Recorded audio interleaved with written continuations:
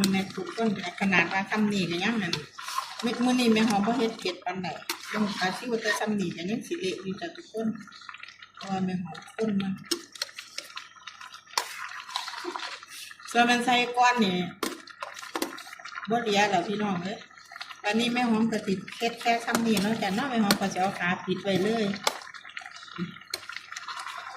เพราะว่าเครื่องทุกอย่างก็สิพอดีแล้วแต่ทุกคนเขาเบื่อก็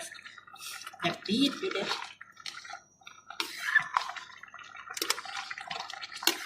เป็นตาแซ่บว่าจ้ะทุกคนเป็นตาแซ่บว่าน่ากินจังเลยคลิปนี้กับซ้ำนี่เนาะจ้ะเนาะทุกคนเนาะแม่หอมก็สิปิด